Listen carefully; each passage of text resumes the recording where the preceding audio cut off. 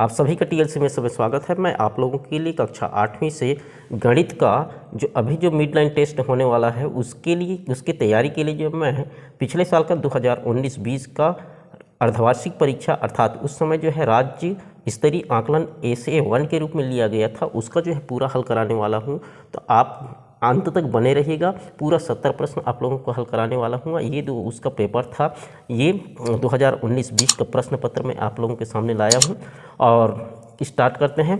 और यदि ये वीडियो पसंद आता है तो सब्सक्राइब नहीं किए हैं तो सब्सक्राइब कर लीजिएगा। चलिए स्टार्ट करते हैं। ऋण 3 का घात 4 का मान होगा। ऋण 3 का घात 4 का मान होगा अर्थात इसमें जो दिया गया है मान लीजिए मान 1 का घात 4 है अर्थात सम संख्या है।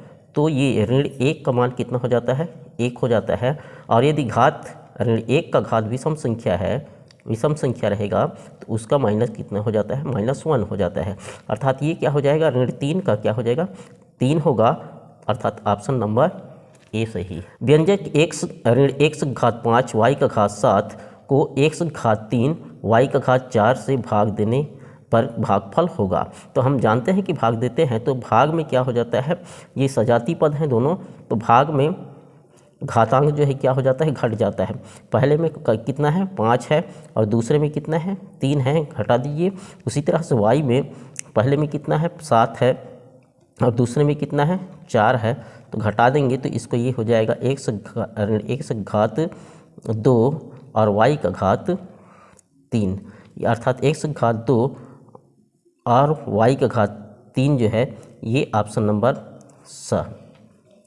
3x घात 2 y का घात 2 z एवं 12x y का घात 3 z का घात 2 का महत्तम समापवर्तक निकालना है। महत्तम समापवर्तक निकालेंगे तो देखिए 3 और 12 में महत्तम समापवर्तक क्या निकल जाएगा 3 निकल जाएगा। और x का घात 2 है यहाँ और x का घात यहाँ पे 1 है, तो कम से कम घात को लेते हैं। इसमें कम घात कितना है x का 1 है तो 1 से होगा। y का घात कितना है यहाँ पे 2 है यहाँ पे 3 है, तो कम घात किसका हुआ y का घात 2 हुआ, तो ये y का घात 2 हो जाएगा। और z में कम घात यहाँ पे 1 और यहाँ पे घात 2 है अर्थात z होगा। ये हमारा क्या होगा आंसर होगा अर्थात ये x बार नंबर जो हमारा सही है 3x y का घात 2 z। पंचभुज के प्रत्येक कोण का मान होगा। पंचभुज के प्रत्येक कोण का मान ज्ञात करने के लिए हम जानते हैं कि ये हमारा सूत्र है n-2 × 180। अब n क्या है भुजाओं की संख्या है, n भुजाओं की संख्या है तो इसमें मान रख देंगे 5 में हम 2 घटा देंगे और गुणा कर देंगे 180 का, तो ये हो जाएगा 3 गुणित 180 अर्थात 18×3 = 540। अद्वितीय चतुर्भुज की रचना करने के लिए आवश्यक है। अद्वितीय चतुर्भुज की रचना करने के लिए 4 भुजाएं और 1 विकर्ण दिया जाना होना आवश्यक है। अर्थात वर्गमूल 900 धन वर्गमूल 625 का मान ज्ञात करना है। तो इसका यदि वर्गमूल हम निकाल लेते हैं 900 का तो ये हो जाता है 3 × 9 3 0 0 3 1 कम 3 3 0 0 और ये 3 2 5 6 10 और ये 2 25 हो जाएगा और 5 25 5 5 6 25। इस तरह से 3 का एक जोड़ी बनेगा 2 का एक जोड़ी और 5 का एक जोड़ी 3 × 2 × 5 5 2 10 10 दिया 30। इसका वर्गमूल निकल जाएगा 30 और इसका निकाल लेते हैं 625 का, ये 5 से भाग जाएगा 5 1 कम 5 और 5 2 10 और 5 5 6 25, फिर 5 से जाएगा 5 2 10 5 5 6 25, फिर 5 से जाएगा 5 5 6 25। ये कितना जोड़ी बना 1 और ये 2 5 × 5 अर्थात 25। 25 का वर्गमूल है। ये जो है 900 का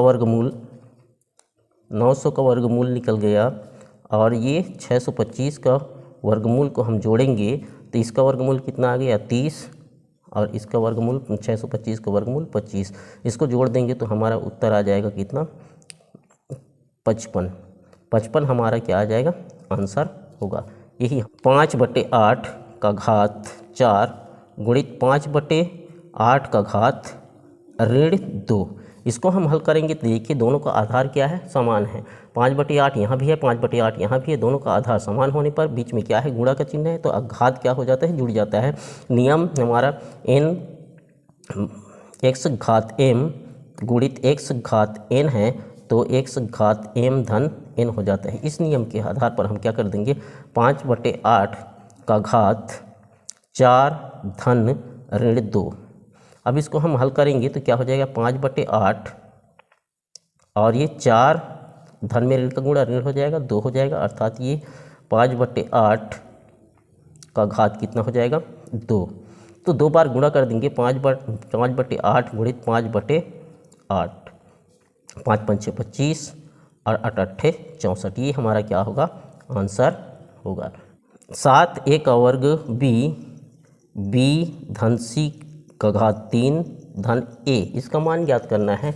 इसका मान ज्ञात करेंगे तो कोष्टक के सामने में जो भी है उसके साथ गुणा हो जाता है, तो गुणा कर देते हैं। 7a का घात b गुणित b हो जाएगा धन 7a का घात 2 b गुणित c हो जाएगा और धन 7a का घात 2 b गुणित a हो जाएगा। अब इसको हल कर देते हैं, 7a का घात 2 और b का घात 2 हो जाएगा धन 7a का घात 2 bc हो जाएगा और धन 7a स्क्वायर b a का घात 3 हो जाएगा। यहाँ पे 2 और 1 3, a का घात 3 हो जाएगा और b हो जाएगा। ये हमारा क्या होगा, आंसर होगा। 4mn व्यंजक के सभी गुणनखंड को लिखना है। इसकी गुणनखंड को लिखना है, 4mn के गुणनखंड को लिखना है। कि गुणनखंड लिखते हैं, गुणनखंड कितने होंगे, देखिए ये 4 जो है सबसे पहले किससे जाएगा, 1 से जाएगा, 2 से जाएगा और 4 से जाएगा। उसी तरह से m से जाएगा, फिर 2m से जाएगा, फिर 4n से जाएगा।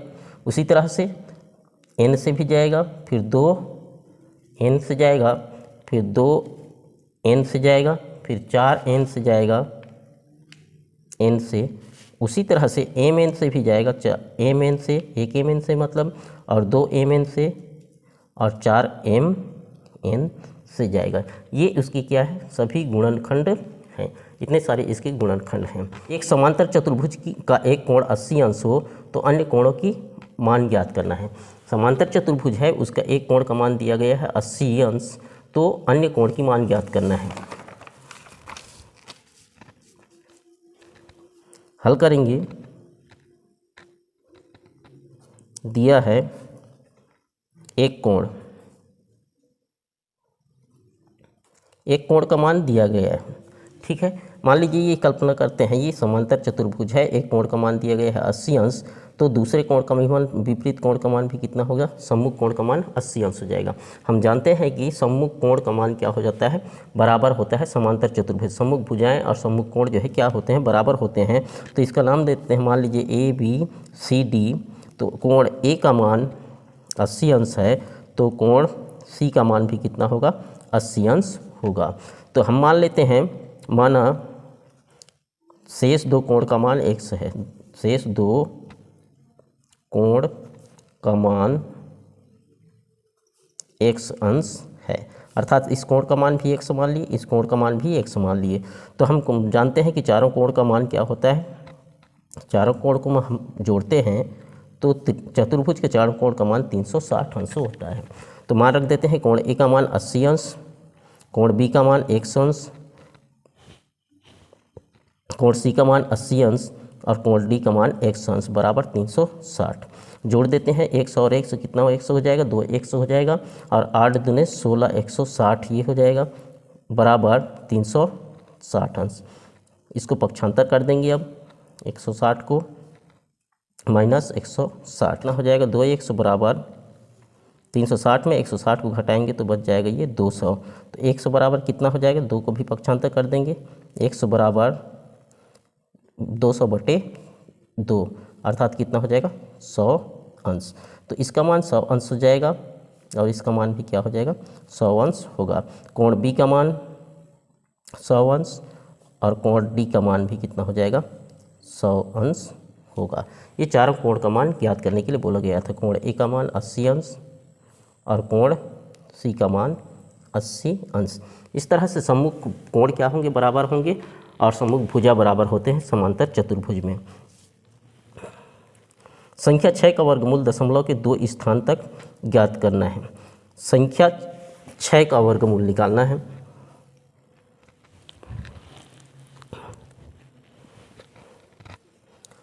संख्या 6 का वर्गमूल दशमलव के 2 स्थानों तक ज्ञात करना है। तो इसको हम भाग विधि से ज्ञात करते हैं। 6 है संख्या लेंगे जिसका वर्ग जो है, जैसे 2 का वर्ग कितना हो गया, 2 का वर्ग 4 हो जाएगा, 3 का वर्ग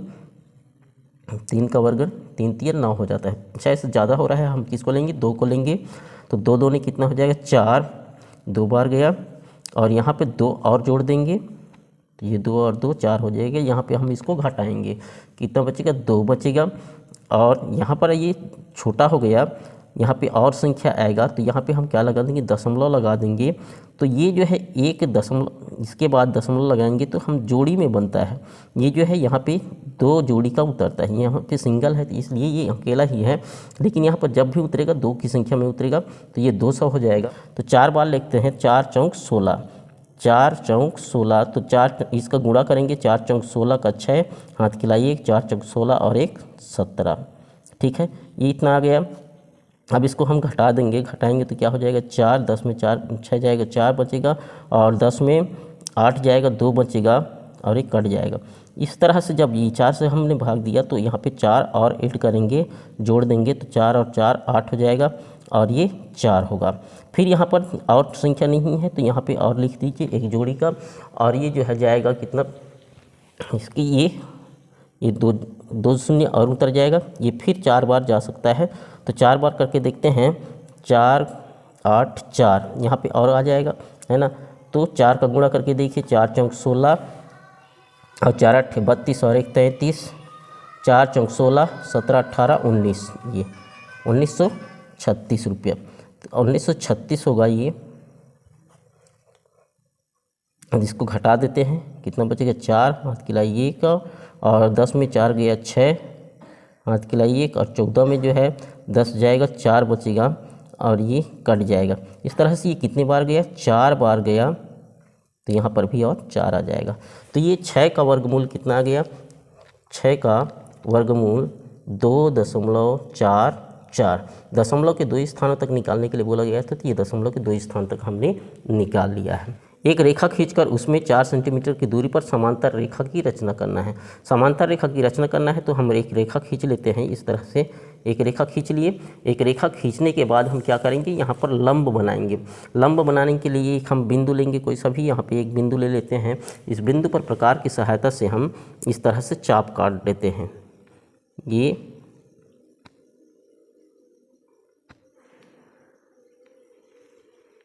इस तरह से हमने क्या कर दिया, चाप काट दिया। चाप काटने के बाद और एक चाप काट देते हैं, इधर से भी और इधर से भी, बराबर में, कम ज़्यादा नहीं होना चाहिए, छोटा या बड़ा नहीं होना चाहिए। उसके बाद ये जो चाप कटान मिला, हमको थोड़ा सा बड़ा चाप लेकर के जो है ऊपर की तरफ और चाप काट देते हैं। ये इस तरह से उतने में ही, और उतने में भी दूसरे कटान बिंदु से ये इस तरह से चाप काट देते हैं। चाप काटने पर जो हमें प्राप्त होता है कटान बिंदु, और ये बिंदु जो है इसको हम स्केल की सहायता से मिला देते हैं। स्केल की सहायता से मिलाने पर ये जो है कितना, ये हमारा लंब की रचना हो जाएगी। लंब की रचना हो गई इस तरह से। लंब की रचना होने के बाद जो है, ये बिंदु है कटान बिंदु। लंब की रचना होने के बाद क्या करेंगे, हम उसी तरह से यहाँ पर जो है 4 सेंटीमीटर रेखाखंड खींचेंगे। 4 सेंटीमीटर का रेखाखंड, 4 सेंटीमीटर नापेंगे। ये 4 सेंटीमीटर की दूरी पर हम बिंदु ले लेंगे। 4 सेंटीमीटर की दूरी पर बिंदु ले लेते हैं। यहाँ पर बिंदु, ये 4 सेंटीमीटर की दूरी हो गया। 4 सेंटीमीटर ये नहीं हो रहा है तो इसको बढ़ा देते हैं स्केल की सहायता से। ये इस तरह से बढ़ा दिए। अब यहाँ पर भी उसी तरह से हम कार्य करेंगे जिस तरह से हमने यहाँ पर किया। ये से हमने क्या कर लिया, चाप काट लिया। चाप काटने के बाद जो है दूसरा जो काम जो है यहाँ से भी कर सकते हैं हम, सीधा यहीं से दूसरा ये तो कर सकते हैं, लेकिन यहाँ से भी हम काट सकते हैं इस तरह से, यदि चाहे तो। इस तरह से उतने ही चाप में ये कटान बिंदु से रेखा जो प्राप्त हुआ है उस कटान बिंदु से ही हम इस तरह से चाप काट सकते हैं। इसमें 2 बार काटे, इसमें 1 बार भी काट सकते हैं। इसमें भी हमारा लंब प्राप्त हो जाएगा। तो ये लंब प्राप्त हुआ, उसको हम स्केल की सहायता से ये बिंदु और कटान बिंदु है उसको हम मिला देते हैं। इसको मिला देते हैं, ये मिला दिए। तो क्या हो गया, ये समांतर रेखा की रचना हो गई। ये मान लीजिए एल रेखा है, ये एम रेखा है, तो एल और एम एक दूसरे की क्या है, समांतर है। ये लिखते हैं कोण डी ए बी, कोण डी ए बी धन कोण ए बी डी, धन कोण ए बी डी धन कोण बी डी ए बराबर कितना हो जाएगा, 180 अंश हो जाएगा। तो इसका कोण मान को रख देते हैं, कितना है ये, 80 अंश है। और इस कोण का मान कितना है, 40 अंश है। इस कोण का मान हमको ज्ञात करना है, कोण बी डी ए का। कोण बी डी के ए का मान ज्ञात करेंगे तो कोण बी ए डी, कोण बी ए डी बराबर हो जाएगा 180, और इसको जोड़ देंगे और उधर पक्षांतर कर देंगे तो कितना हो जाएगा, ये 120 हो जाएगा, 120।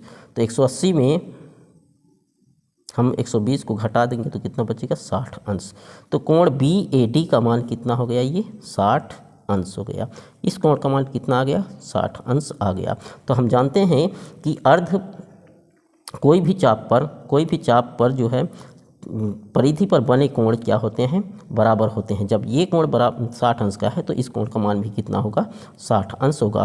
कोण बी ए डी बराबर कोण ए सी बी, ये दोनों क्या होंगे, बराबर होंगे, अर्थात ये दोनों कितने अंश के होंगे, 60-60 अंश के होंगे।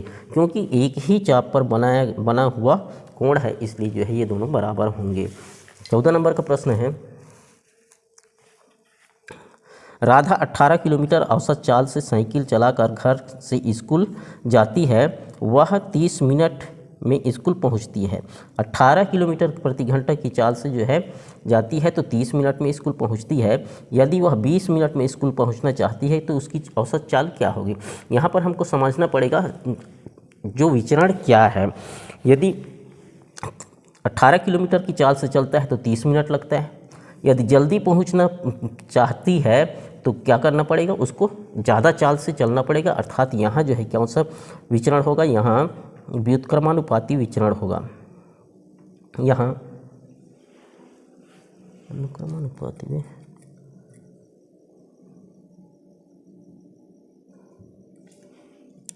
यहाँ व्युत्क्रमानुपाती विचरण होगा, अनुपाती विचरण है। ठीक है, तो इसका समीकरण क्या बन जाएगा, देखिए समीकरण इस तरह से बना देंगे। क्या क्या दिया गया है, देखिए क्या दिया गया है, दूरी दिया गया है, दूरी किसमें दिया गया है, किलोमीटर प्रति घंटा में दिया गया है, और समय दिया गया है, समय मिनट में दिया गया है। ठीक है, तो 18 किलोमीटर 30 मिनट में और 100 किलोमीटर 20 मिनट में। मान लेते हैं, माना चाल 100 किलोमीटर प्रति घंटा है। ठीक है, 100 किलोमीटर प्रति घंटा है। व्युत्क्रमानुपाती का सूत्र होता है 101 y1 बराबर 102 y2। ये पहला डिब्बा जो है 101, ये पहला 101 हो जाएगा, ये 102 हो जाएगा, और ये y1 और ये y2 हो गया। मान रख देते हैं 18 गुणित 30 बराबर 100 गुणित 20। अब इसको हम पक्षांतर करेंगे तो क्या हो जाएगा, 100 बराबर हो जाएगा 18 गुणित 30 बटे 20। अब इसको गुणा कर दीजिए, घटा दीजिए, 10 तिया 30, 10 दूने 20, और 2 एक कम 2 दूनिया 18, अर्थात कितना हो जाएगा, 9 तिया 27, 27 किलोमीटर प्रति घंटा। 27 किलोमीटर प्रति घंटा की चाल से यदि चलती है तो वह 20 मिनट में जो है अपने स्कूल को पहुंच जाएगी। ये हमारे उपयुक्त सर्वसमीका का उपयोग करके 95 का घात 2 का मान ज्ञात करना है। हमारा प्रश्न है 95 का स्क्वायर, इसका मान हमको ज्ञात करना है। तो ये यहाँ पे देख लेते हैं, ये इसको हम 2 पार्ट में बांट देते हैं, 100 माइनस 5 का घात 2। इसको 95 को 2 पार्ट में बांट लिए, 100 में हम 5 घटाते हैं तो 95 ही आता है। तो हमारे यहाँ पे सूत्र लगता है, ये a ऋण बी का घात 2। ए ऋण बी का घात 2 बराबर हो जाता है ए का वर्ग ऋण 2ab धन बी का वर्ग। तो इस नियम के हिसाब से हमारा क्या हो जाएगा, ए बराबर कितना हो जाएगा, ए बराबर 100 और बी बराबर कितना हो जाएगा 5। तो इसमें मान रख देते हैं हम, इस रूप में मान रख देते हैं। ए का मान कितना हो गया 100 का वर्ग ऋण 2 गुणित 100 गुणित 5 धन बी का वर्ग 5 का घात 2।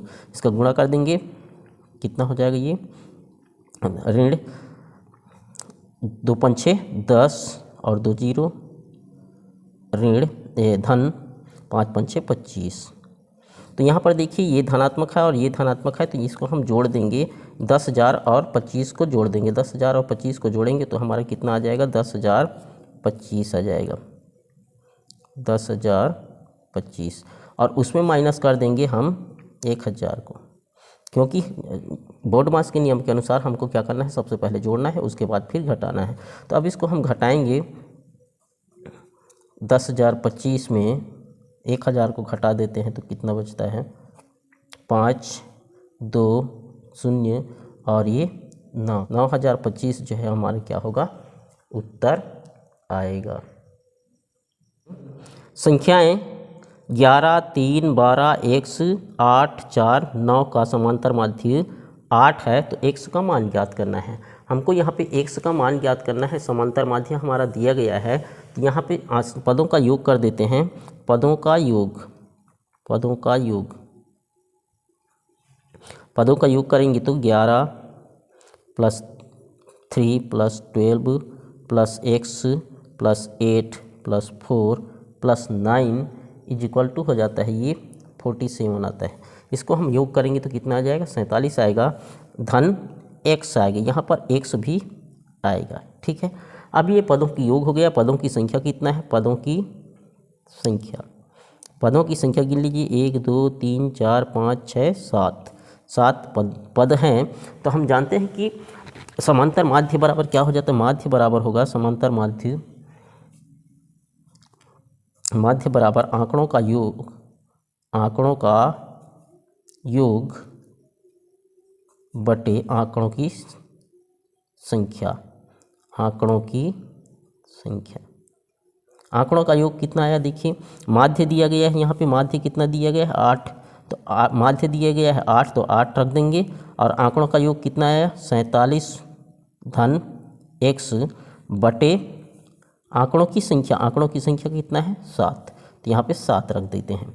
अब हम इस तिरछे गुणा करेंगे, यहाँ पे तिरछा गुणा कर देते हैं तो कितना हो जाएगा ये 47 धन x बराबर इस तरह से तिरछा गुणा होगा, ये बटे 1 के रूप में हो जाएगा, तो 8 का 7 से गुणा हो जाएगा। तो x बराबर क्या हो जाएगा 8 गुणित 7, x बराबर कितना हो जाएगा 8 सत्ते 56 और यहाँ पर इसको पक्षांतर करेंगे 47 धन x बराबर 56 हो जाएगा। तो x बराबर क्या हो जाएगा 56 में हम ये 47 को घटा देंगे। क्यों घटाएंगे, क्योंकि यहाँ धनात्मक है, उधर जाएगा तो क्या हो जाएगा ऋणात्मक हो जाएगा। तो इसका आंसर आ जाएगा हमारा कितना 9। ठीक है, तो x बराबर कितना आ गया, x बराबर 9। ये हम एक थैले में 12 हरी गेंद, 9 सफ़ेद गेंद, 18 नीली गेंद, 6 लाल गेंद हैं। तो थैले में एक सफ़ेद निकालने की प्रायिकता और उस थैले में एक हरी गेंद निकालने की प्रायिकता क्या होगी। देखते हैं थैले में गेंद की संख्या, थैले में कुल गेंद लिख लेते हैं। तो सबसे पहले 12 हरी है धन 9 सफ़ेद धन 18 नीली और 6 लाल, सबको जोड़ देते हैं। कितना हो गया 45 हो गया। अब हमें निकालना है सफ़ेद गेंद निकालने की प्रायिकता। ये सफ़ेद गेंद निकालने की प्रायिकता, तो सफ़ेद गेंद कितने हैं, कुल 9 हैं। तो एक सफ़ेद गेंद लाने की प्रायिकता, एक सफ़ेद गेंद निकालने की प्रायिकता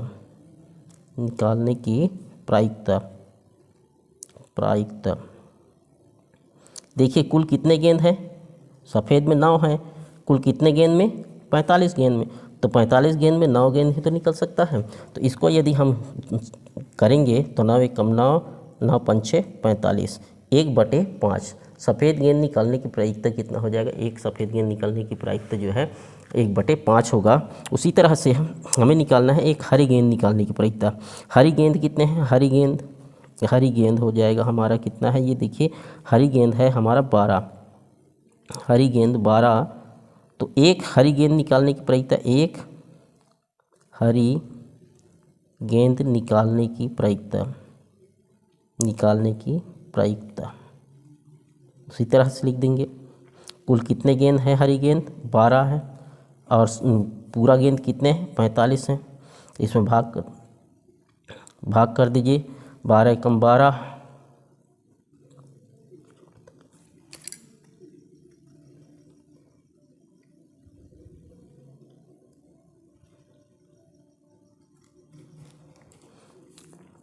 12/45। तो इसको हम कटा देंगे। देखिए 12 से तो जाएगा नहीं, तो किससे जाएगा, 3 से जाएगा। 3 चौक 12 और 3 एकम 3 और बच जाएगा ये 15, 3 पंचे 15, 4/15।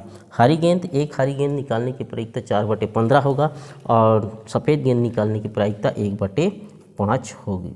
ठीक है, 3 सेंटीमीटर का क्या करेंगे, MN की रचना करेंगे। 3 सेंटीमीटर का MN की रचना कर लिए हमने 3 सेंटीमीटर MN। अब 5 सेंटीमीटर का ये जो क्या है, MNOP, इधर P आएगा इधर O आएगा, तो किसका मान दिया गया, देखिए N और O का मान दिया गया है और NP का मान दिया गया। जहाँ पर 2 मान दिया गया रहेगा उसी का सबसे पहले करेंगे।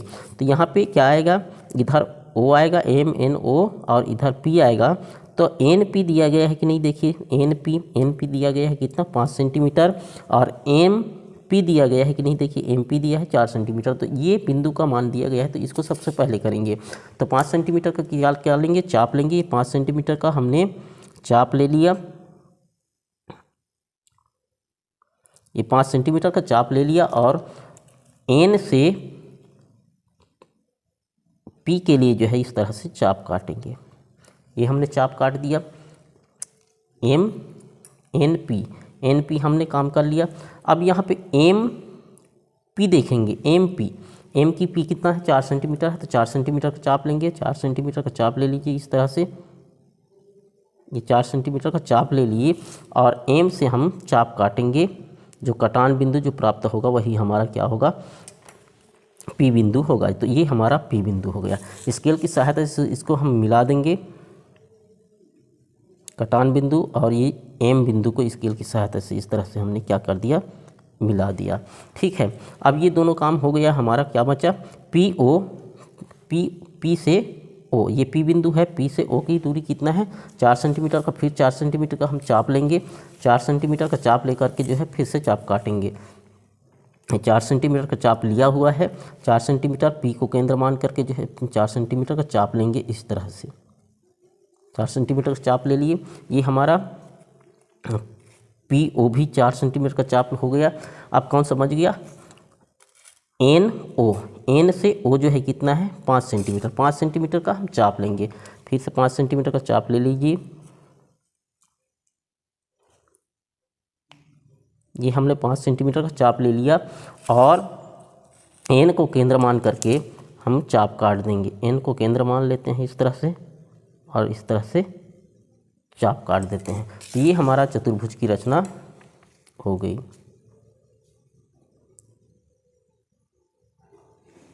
ये इसको कटान बिंदु और N बिंदु को मिला देते हैं और ये P और O बिंदु को मिला देते हैं। तो ये चतुर्भुज की रचना हो गई। इसका मान कितना है, 5 सेंटीमीटर और M और P का मान कितना है, 4 सेंटीमीटर और इसका मान है P और O का मान, ये O बिंदु होगा, ये P बिंदु होगा। P और O का मान कितना है, 4 सेंटीमीटर।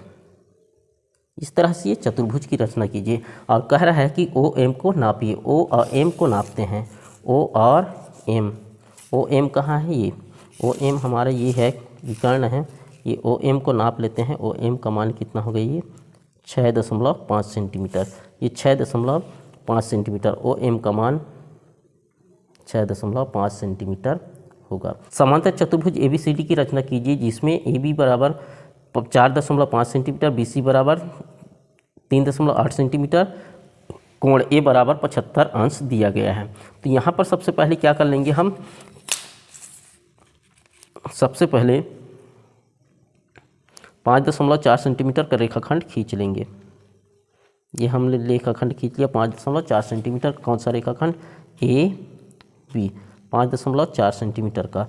उसके बाद क्या करेंगे, देखिए BC बराबर दिया गया, B से C इधर आएगा तो कितना दिया गया है, 3.8 सेंटीमीटर। लेकिन उससे पहले हम क्या करेंगे, कोण ए पर जो है, बिंदु ए पर हम कोण बनाएंगे 75 अंश का।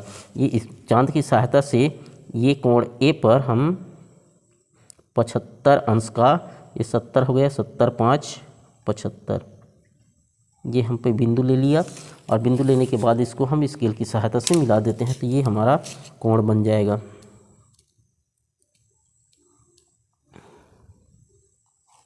ये कोण बन गया, ठीक है। अब देखते हैं यहाँ पे ABCD होगा। तो यहाँ पे देखिए BC कितना दिया गया है, BC बराबर 3.8 सेंटीमीटर है। तो AD बराबर भी कितना हो जाएगा, AD बराबर भी कितना होगा, 3.8 सेंटीमीटर होगा। क्यों होगा, क्योंकि समांतर चतुर्भुज में सम्मुख भुजा जो है क्या होते हैं, बराबर होते हैं। तो 3.8 सेंटीमीटर का हम चाप लेंगे और 3.8 सेंटीमीटर का चाप लेकर के हम चाप काट देते हैं। ये 3.8 सेंटीमीटर का चाप ले लेते हैं, ये 3.8 सेंटीमीटर का चाप ले लिए और 3.8 सेंटीमीटर का चाप कर, ये जो कोण बनाया है उसमें चाप काट देते हैं। और B से C भी 3.8 सेंटीमीटर है, तो इसको भी हम क्या कर देंगे, चाप काट देंगे।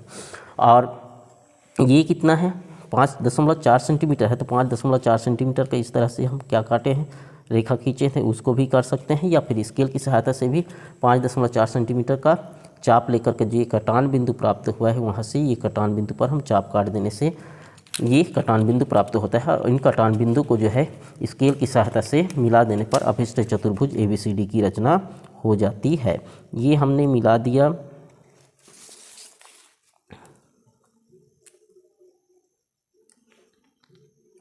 तो ये समांतर चतुर्भुज की रचना हो गई।